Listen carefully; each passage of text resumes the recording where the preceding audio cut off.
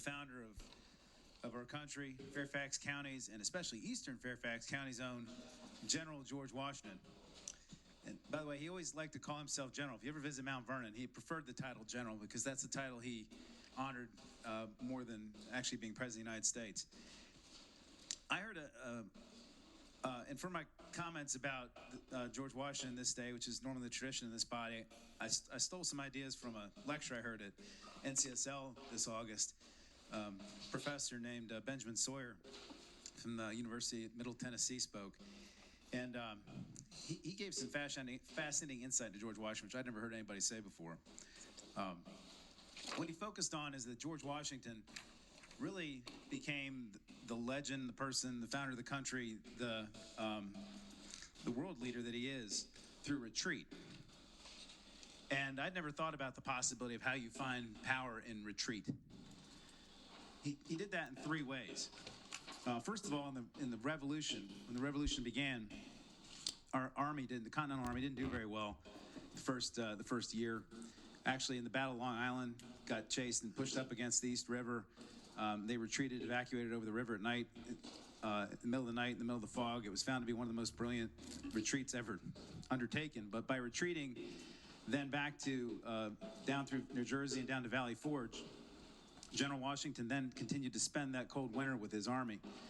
And as I think, I've never served in the military, but what I've heard they teach in the military is that it's important for a leader to take care of their troops first, themselves second. He didn't go back to Mount Vernon, hang out in his warm home. He didn't go back and sit in a fancy house. He hung out with his troops the entire winter during their deprivations and their difficulties. And having done that, he gained their confidence while they weren't being paid, and they came back resilient as ever, and eventually were able to win the day at Yorktown years later. Secondly, after that, after he won the revolution, after our army won the revolution, Washington did not choose to become king. And it's hard to appreciate that today, but we didn't elect leaders of countries back then. It wasn't a thing. And George Washington had there sitting in the palm of his hand the possibility of becoming the king of the 13 colonies. He was that respected within America at that moment, what was then becoming America. It wasn't exactly America yet. But he deferred that power. And instead, he elected to go back home, right down from where I live, and basically make whiskey. Come visit it, the distillery. It's a fascinating exhibit, and the whiskey's pretty good. I got some in my office if you'd like some. But General Washington, in his second retreat, his second sacrifice, he chose not to grab power that he could have grabbed.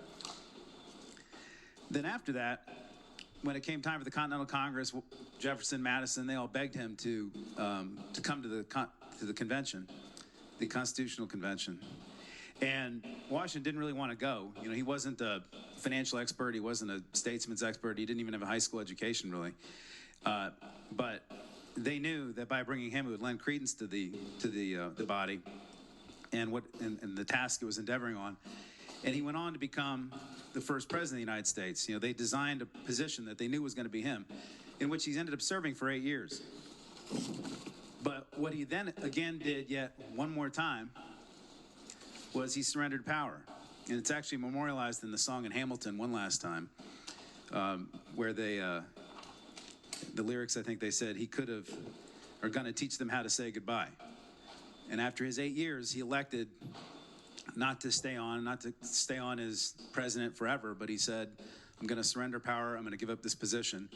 And he taught our country how to transition power from one leader to another, which is something that I don't think had really ever been done in another country before, and remained the tradition in our country. And we're still actually astonishing having to continue to remind people that presidents have to surrender power sometimes. But I just think it's important to note that the man that's on that pedestal down the hall there, he became the person that he was, not by wielding power, not by grabbing power and using it, but by actually often giving it up. And that, I think, is a very important lesson that we can all think about being leaders in this body on his 292nd birthday. And having said that, Madam President, I would move that when we adjourn today, we adjourn in the honor of General George Washington.